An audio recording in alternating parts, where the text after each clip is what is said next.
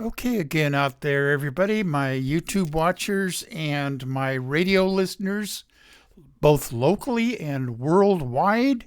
Here we go again.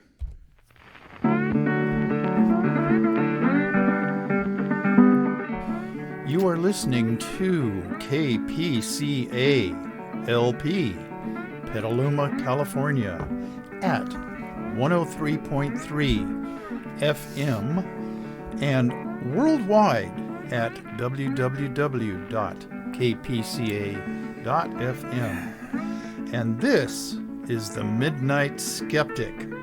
The views of the Midnight Skeptic are not, repeat, not necessarily the views of KPCA or any of its affiliates.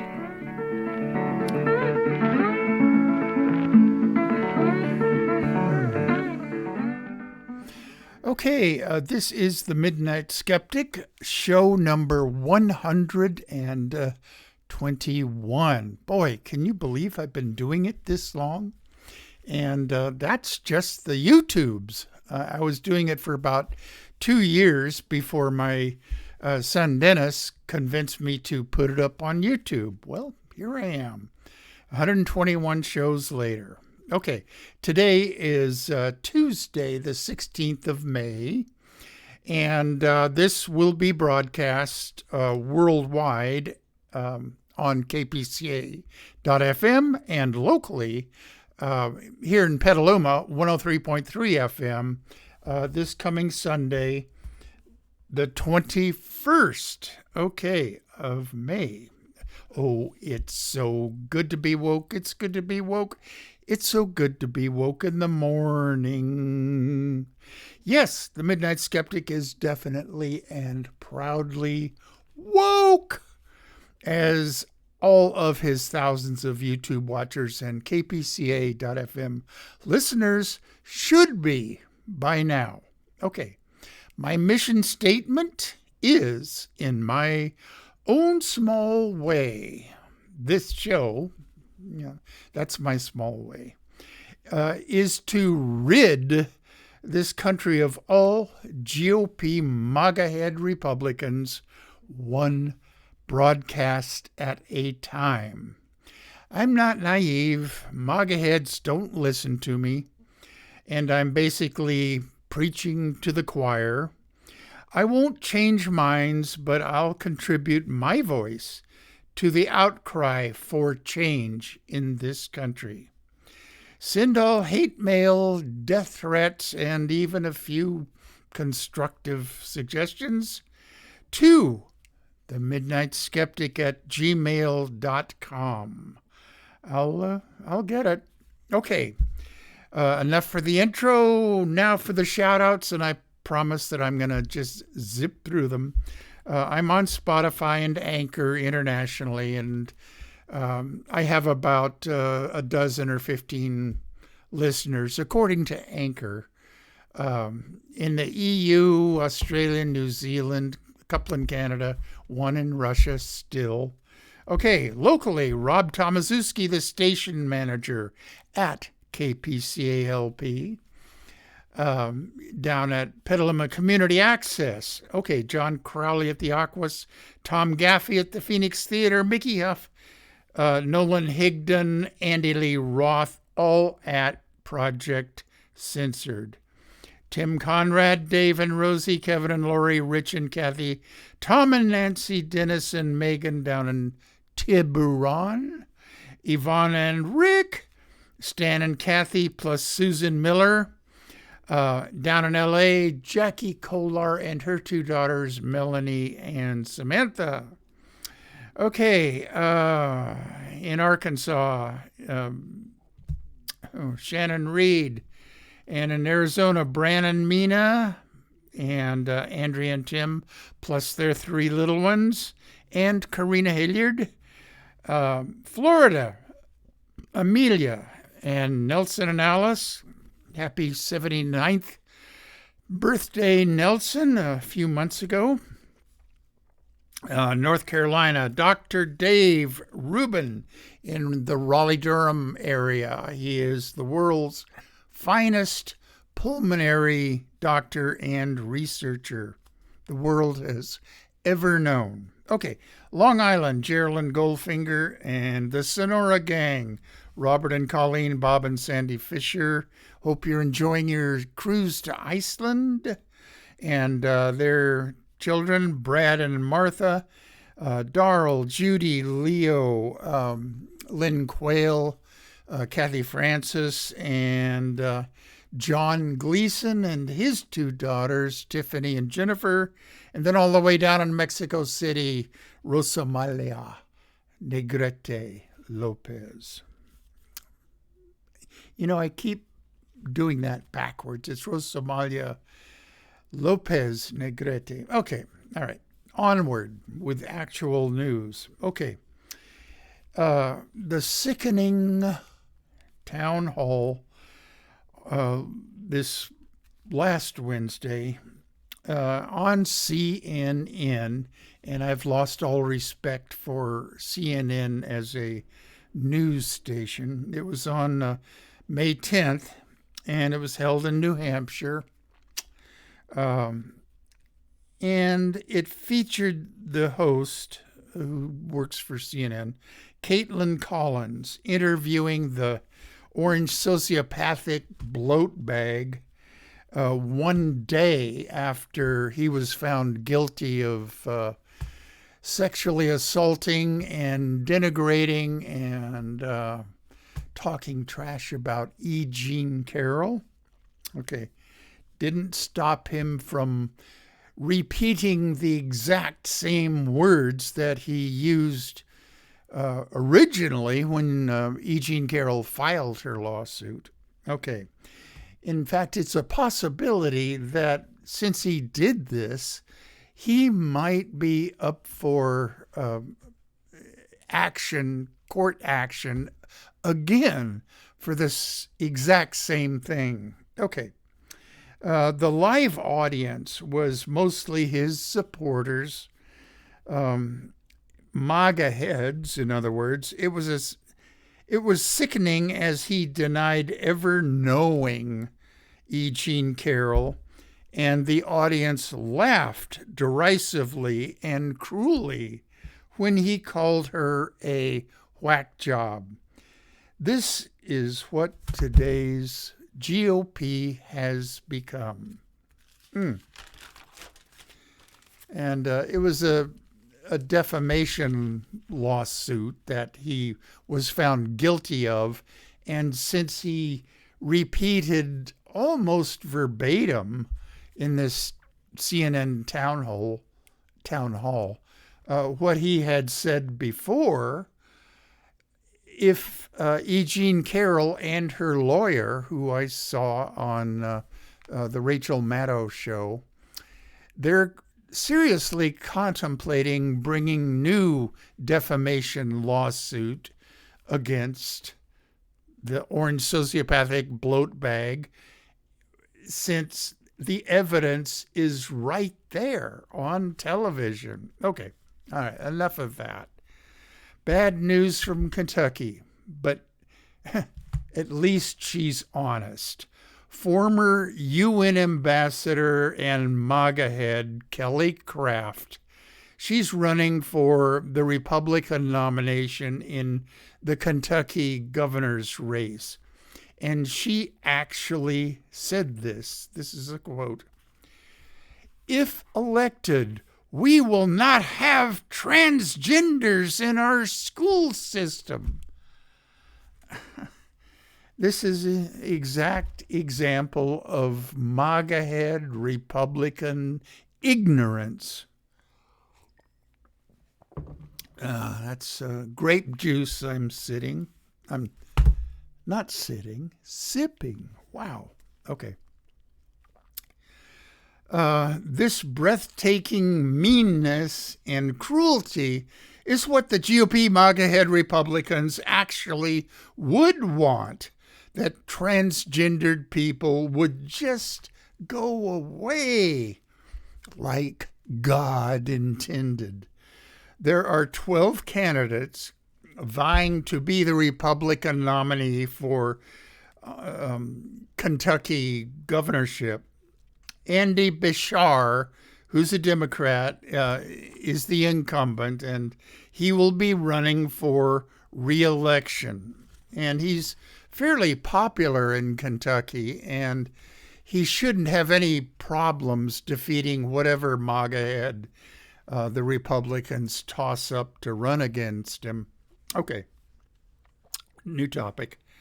Bad news. Christopher Rufo, R-U-F-O, declares that conservatives have won the debate against CRT. We conservatives must move the fight from ideology to bureaucracy. Now it's to dismantle DEI, which stands for diversity, equity, and inclusion. Florida's Republican government has just effectively passed a bill barring DEI at its state colleges. Governor Ron DeFascist has just signed that bill yesterday. Okay. Fox News and Christopher Rufo stokes grievance and division in its viewers and raised fears of the Brown menace.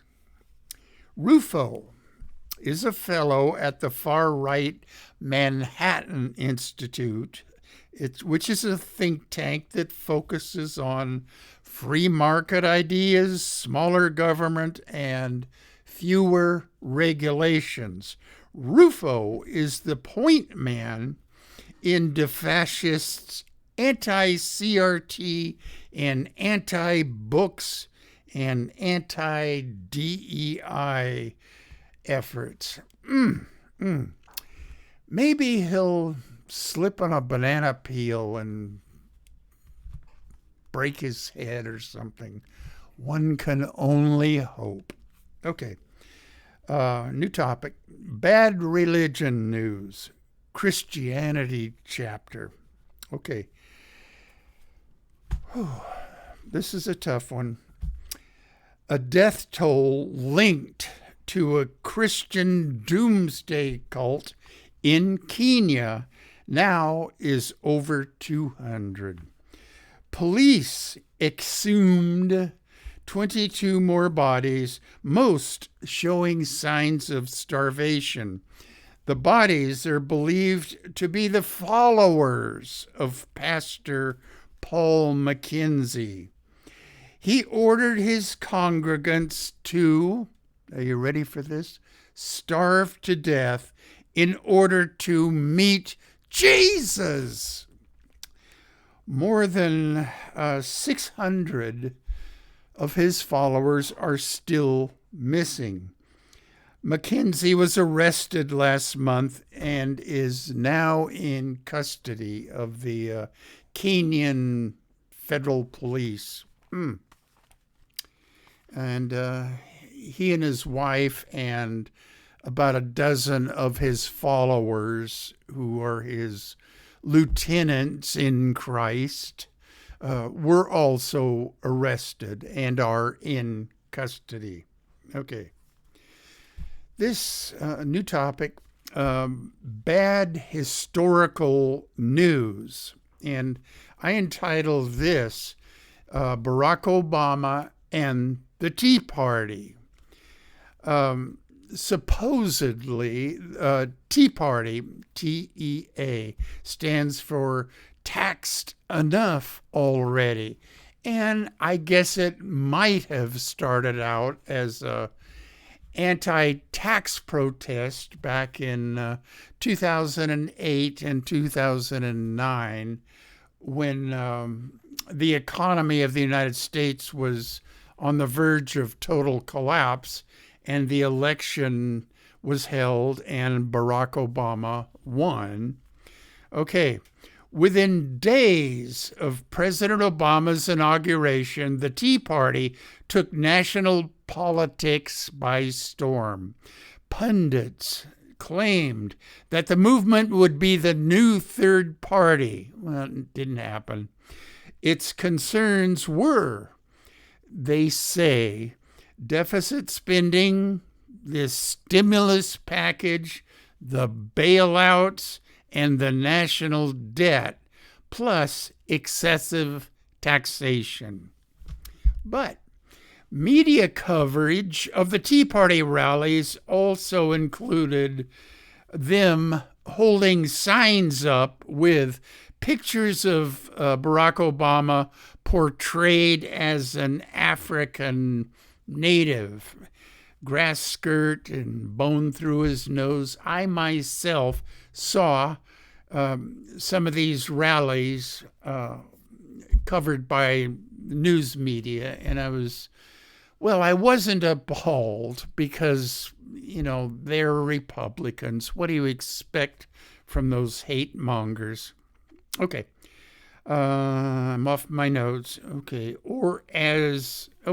And Obama was also portrayed as Batman's nemesis, the Joker, as a socialist. Racist slogans such as, "A village in Kenya is missing its idiot, deport Obama," and "Congress equals slave owner, taxpayer equals nigger." I hate to use that word, but that's what the sign said. And Imam Obama wants to ban pork. Don't let him steal your meat. That's what the sign said. And the Tea Party has been more or less subsumed within the MAGA-head movement. I'm off my notes, and I need a sip after that unfortunate reading of one of those signs.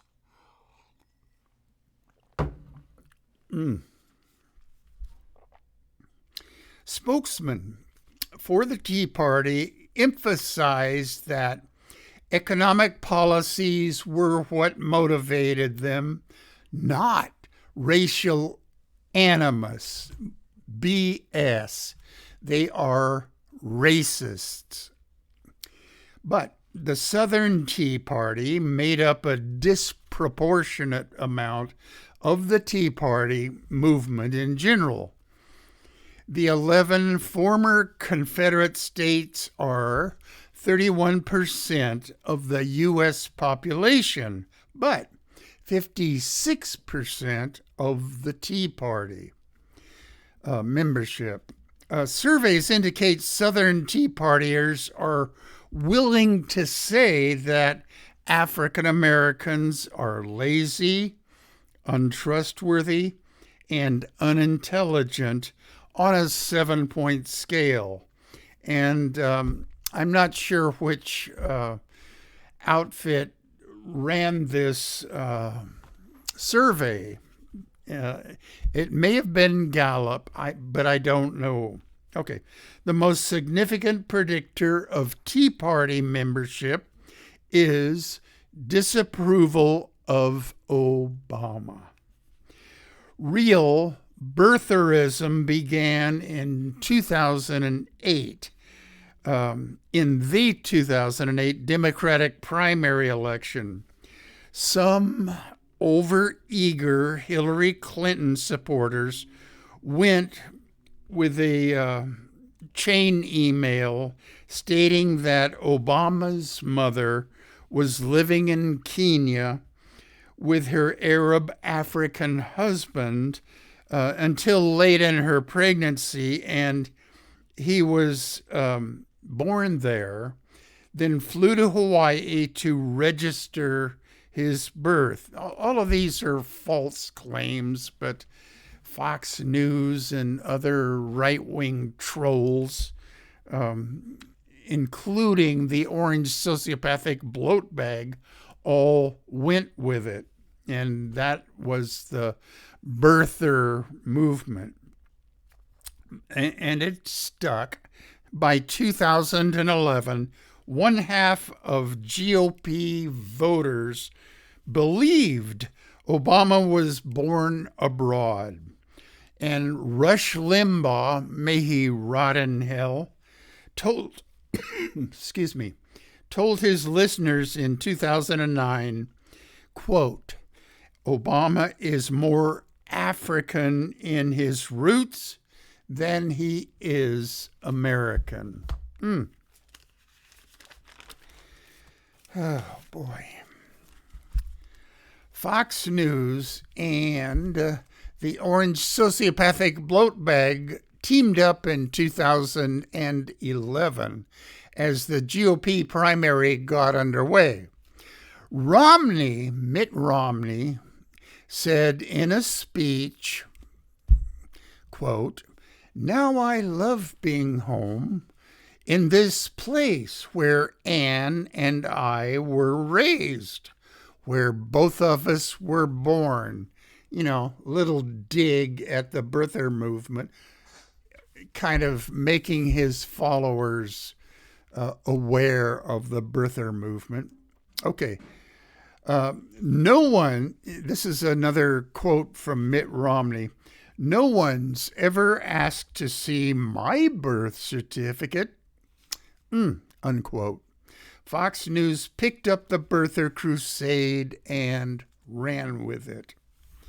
Okay, the escalator in Trump Tower, him coming down in Trump Tower with his rent-a-wife, and that happened in 2015, and the 2016 GOP primary and the victory of the Orange Sociopathic Bloat Bag that year pulled off the scab of white grievance and racism and hate of others that have morphed into the GOP MAGA-head Republican Party that we have, unfortunately, today.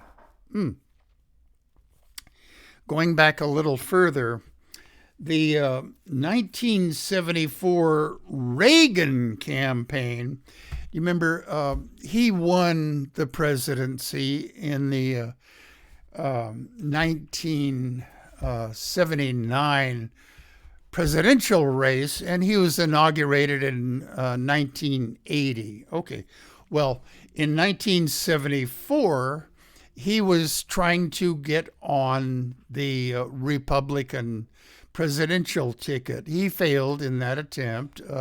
President Ford was the Republican nominee.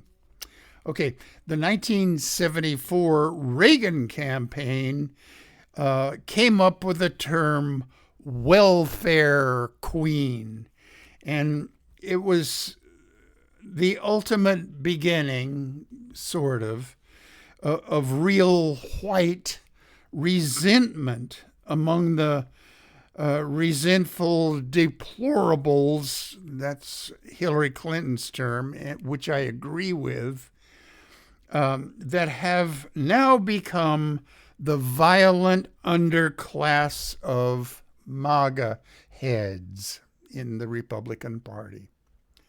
The AK-47 loving, violent wing of the Republican Party. Okay, another sip.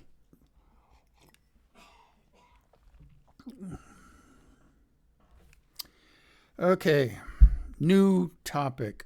Okay, I want to explain the actual origin of the term welfare queen. Her name was Linda Taylor. And her story was of gaming the welfare system.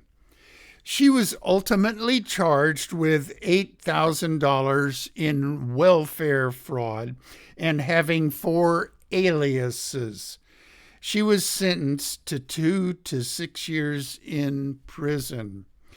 Journalists sensationalized the case, and Ronald Reagan's 1976 campaign to get on the GOP presidential ballot picked up on Taylor's case and made her the face of all welfare recipients. And unfortunately, there's a wide swath of America's hate-filled underclass that believed it, that all welfare recipients are cheats and scam artists. Okay. It has stuck with hateful Republicans ever since.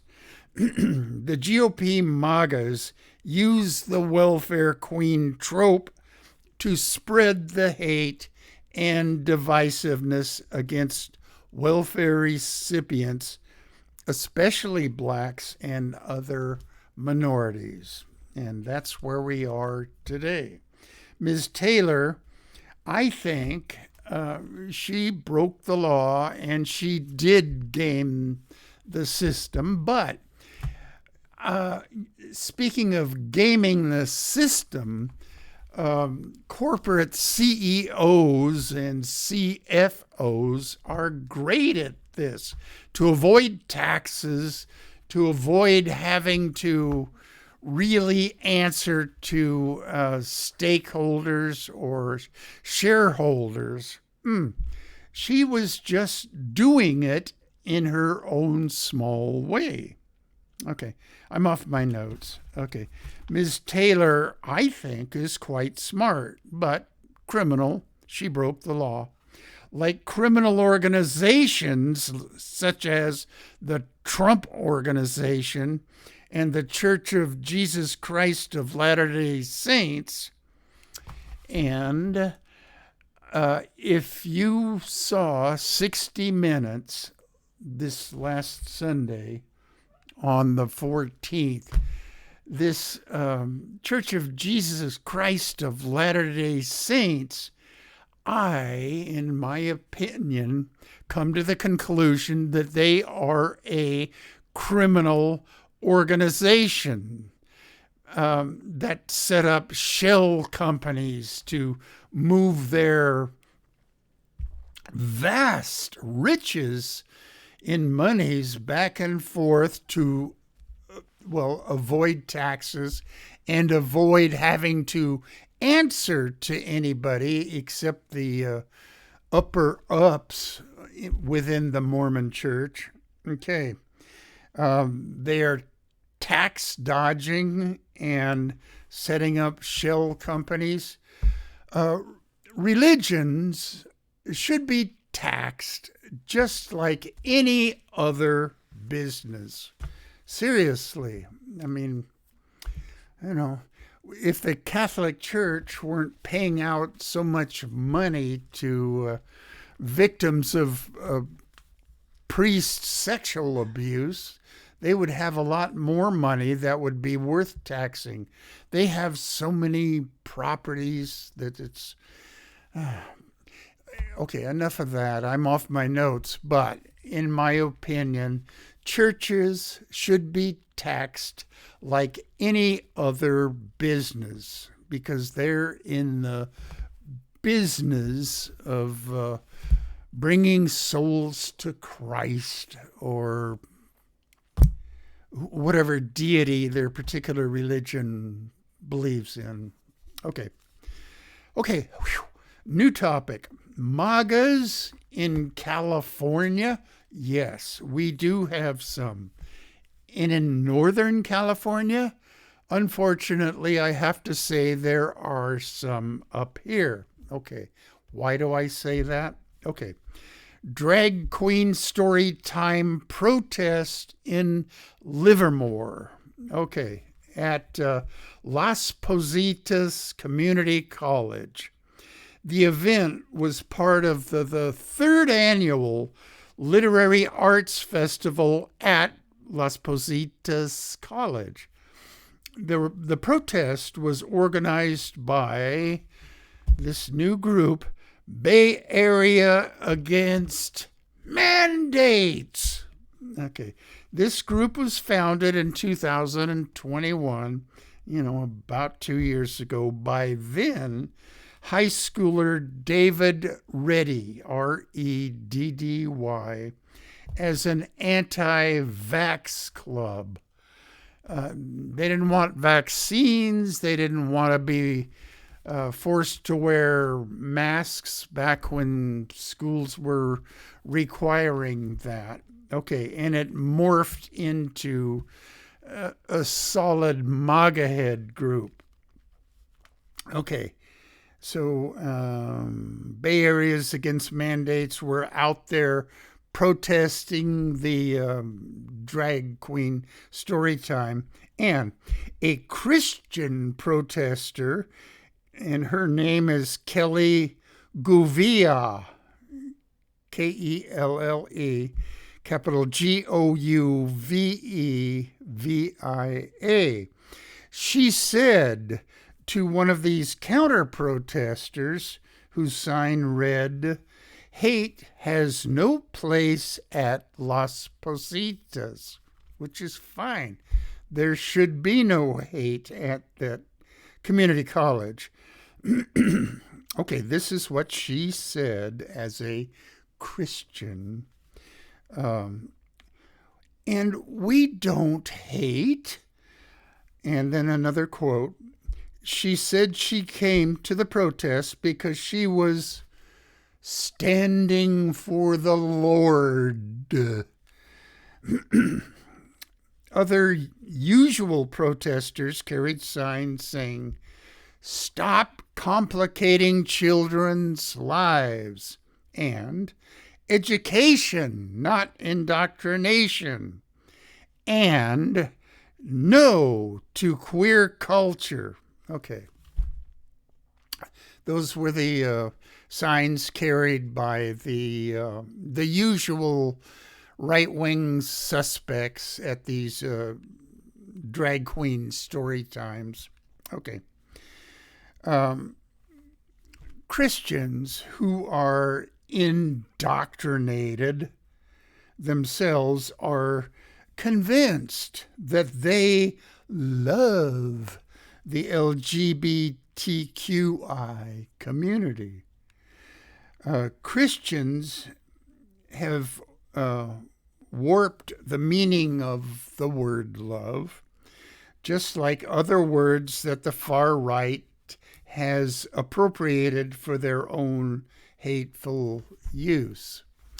Okay, love in the minds of Christians means when they're talking about people who are, of the LGBTQ community or just non-Christians, we love them so much that we want to help them be just like us, Christians, and their souls devoted to Jesus. That's their definition of love, and they've been indoctrinated to believe that. I'm definitely off my notes. Okay, as far as words and their meaning being appropriated by the far right, Moms for Liberty, it's a total misnomer. They're a group of hateful moms that want to pull books off shelves, and they would like to burn them, but they don't. They've warped well, they haven't warped. They just misused the word liberty. Kids don't have the liberty of reading some of these books that they've deemed unfit to be read by kids. So they destroy liberty and freedom. They don't enhance liberty, no matter what they say. Okay. Oh, that's enough of my riff. Okay. Okay. New topic. House of Representatives in the U.S., led by Kevin McSpineless, have vowed to investigate Democrats, Biden, and his family. And they're doing it as retribution. The orange sociopathic bloat bag in one of his speeches or rallies said, "I am your retribution." Well, okay. Our elected Republican representatives are going to use their majority in the House of Representatives to just investigate. You guys, meaning Democrats, investigated Trump when you had power, so we're going to get back at you. Okay. All right. Misuse of power on display. Okay, I'm off my notes. As retribution for the January 6th committee's investigation of the insurrection, the GOP MAGA heads use investigation not to find out criminal activity, but to just get back at Democrats. Which brings me to good news. GOP investigators acknowledged last week that they had yet to uncover any corrupt wrongdoings by Joe Biden or his family. And Special Prosecutor John Durham, appointed by the orange sociopathic bloatbag's Attorney General William Barr, to investigate the FBI for investigating the 2016 orange sociopathic bloatbag's campaign, came up with a big nothing burger.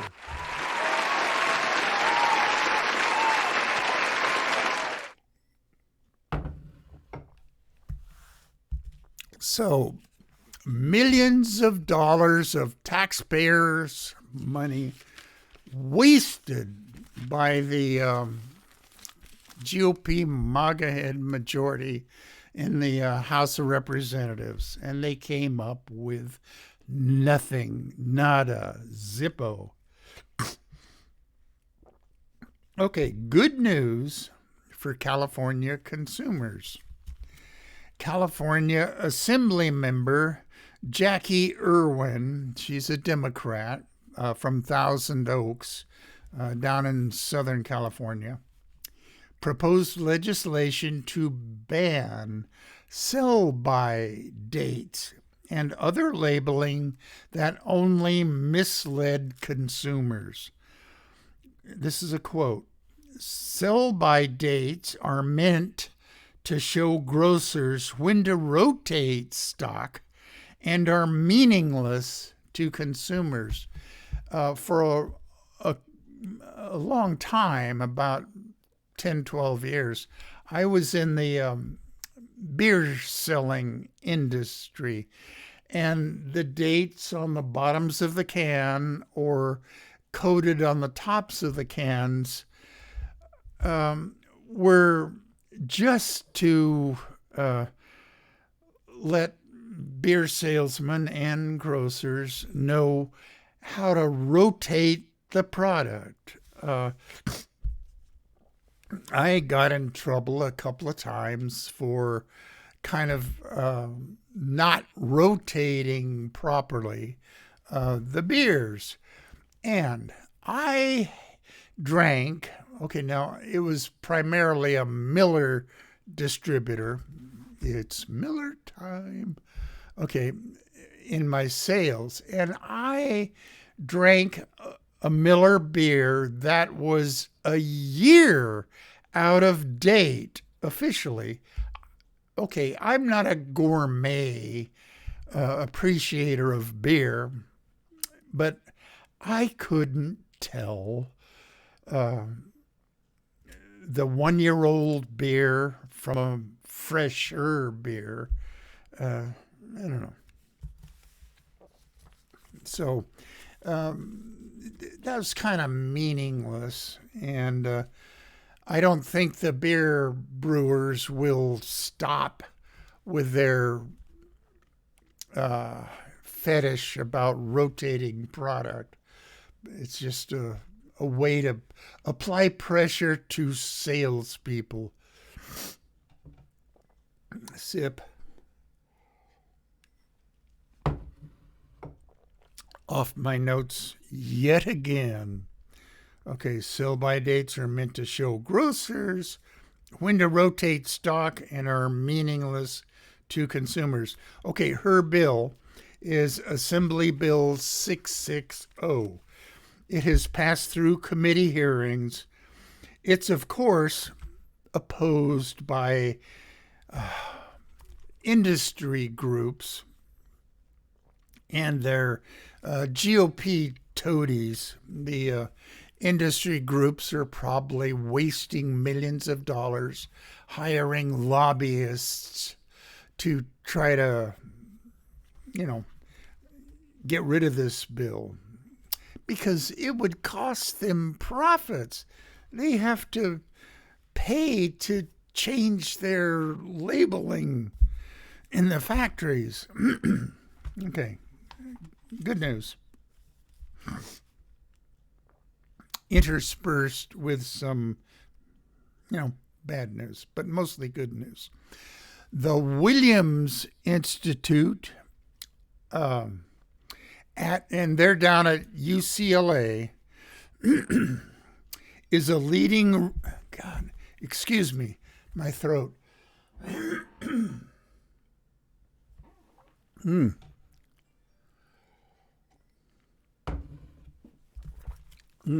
Okay, let me start over.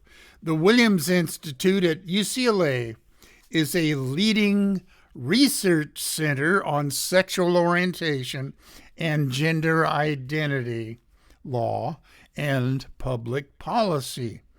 They ensure that facts, not stereotypes, which MAGA heads rely on, inform laws, policies, and judicial decisions that affect the LGBTQ community. A recent report, real recent, like a couple of weeks ago, as of now, they estimate that 1.4% of 13 to 17-year-olds identify as transgender. I've said before on other shows that a particular minority group can't be too small for the Republican GOP MAGA heads to bully them. Okay. And Christian nationalists to bully them. Okay, I'm off my notes. Okay, contrary to what Christian nationalists, GOP MAGA heads, and other right-wing hate groups think, contemplating changing genders is not a fad, not a passing fancy, not a way to get into a girls' sports team, and not a way for a guy to go into a woman's bathroom and see them doing their bathroom business. Okay. And before the COVID closed down, I saw an interview with ex-Arkansas Governor Mike Huckabee, and he was a Christian pastor at one time.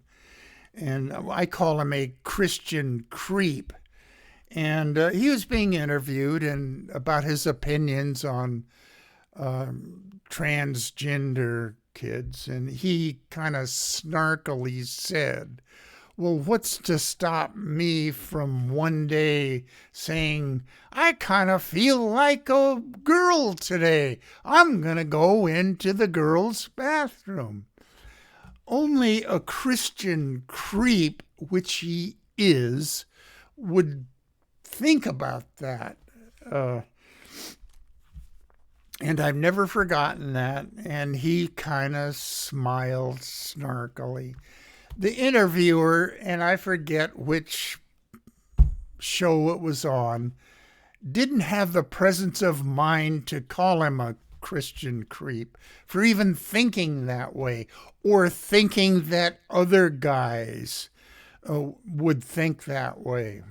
And unfortunately, there may be one or two that might think that way. So the whole edifice of GOP, MAGA, Republican hate groups would come tumbling down if that were just acknowledged. But the interviewer, whoever it was that was talking to Governor Mike Huckabee, would just have called him out on it. Now his professional lying daughter is the governor of Arkansas. All right. Gender dysphoria is a real thing, and statistics show it's relatively rare.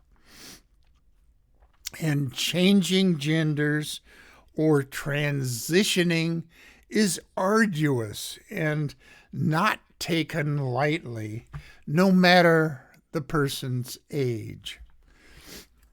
Okay, a little bit of good ending news here.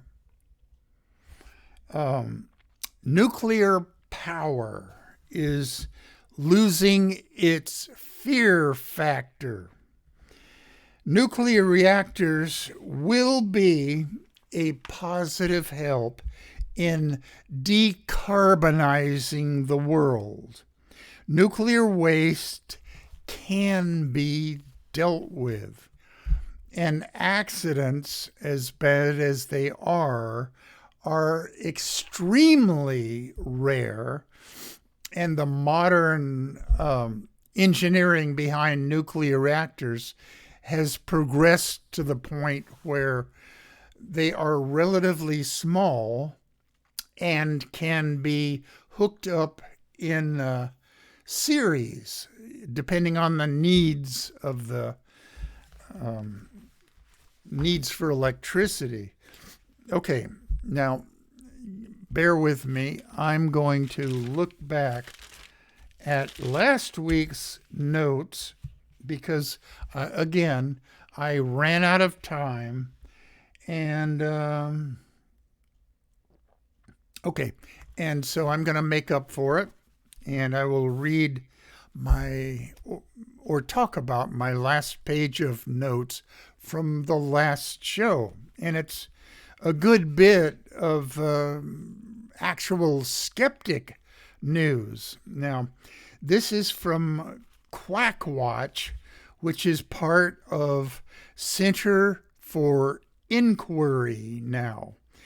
Center for Inquiry back in Amherst, New Jersey, is the umbrella organization. Well, for one thing, they publish the magazine Skeptical Inquiry, which I have been subscribing to for at least 20 years. Okay, and one of the other things that they're an umbrella organization of is Quack Watch, which is part of CFI now. And I'm probably going to upset some listeners about this because I'm going to go off on osteopathic doctors, ODs. Okay. Before I do, I need another sip.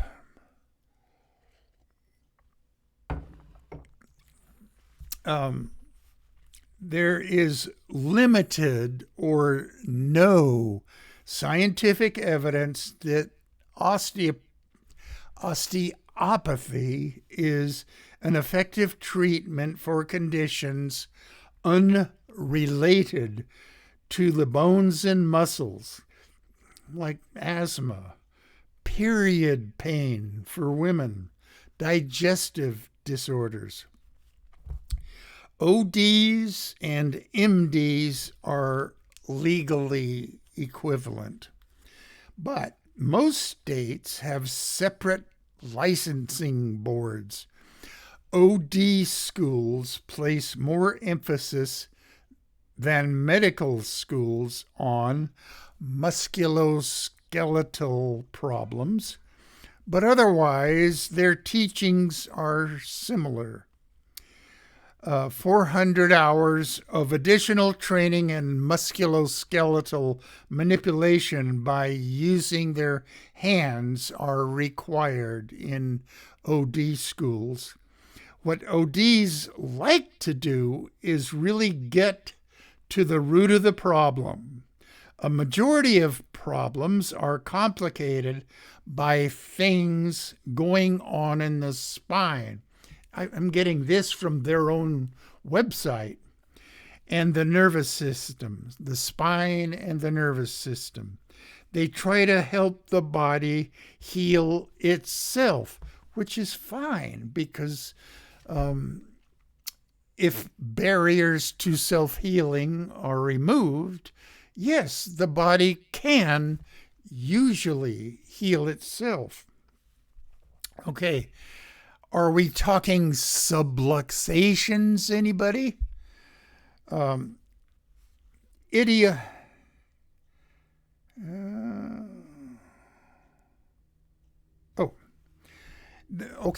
history of osteopathic medicine, ideology, and they call it an ideology, was created by Andrew Taylor Still, Still, in 1874. And he was a frontier doctor that had less than 1 year of medical education at the New College of Physicians and Surgeons in Kansas City. You know, back in 1874, Kansas City was like on the edge of the wild frontier, okay? And there is they call it something else now, but there is still a osteopathic college that absorbed the New College of Physicians and Surgeons back in Kansas City. If I haven't read what Harriet Hall has said about osteopathic doctors, but I will have more about this on next week's show. Okay, real quick. Good news from the Center of Inquiry's Office of Public Policy legal arm. Nicholas Little, in addition to suing Walmart, CVS, and Amazon over homeopathic fake medicine marketing, is alerting skeptics to all the Texas bills that shove Christianity down our throats. And there's a lot of them. I will go into more of them on next week's show. Okay, good news to end this program.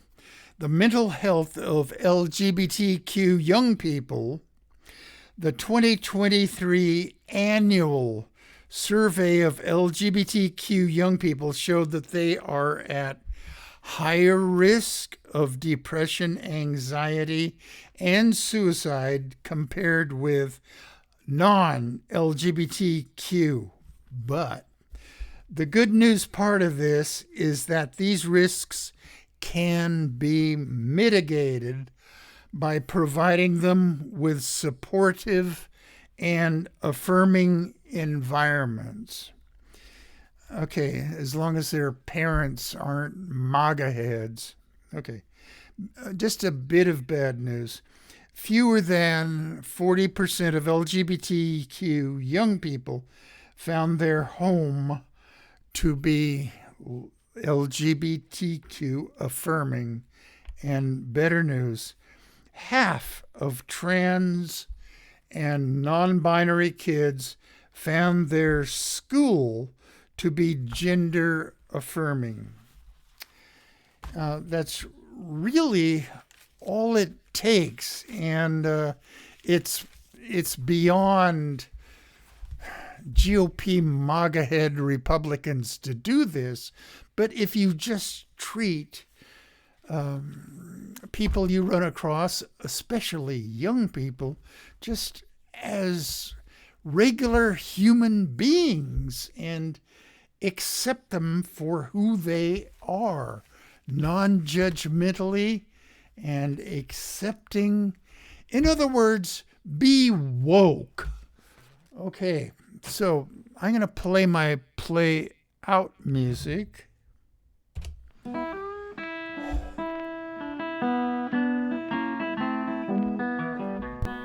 You have been listening to The Midnight Skeptic on KPCA LP, Petaluma, California. And we're at 103.3 on the FM dial and worldwide at www.kpca.fm. Support community radio at patreon.com/Petaluma Community Access. And remember, think critically, think logically, but live joyously, and most importantly, pet your cats.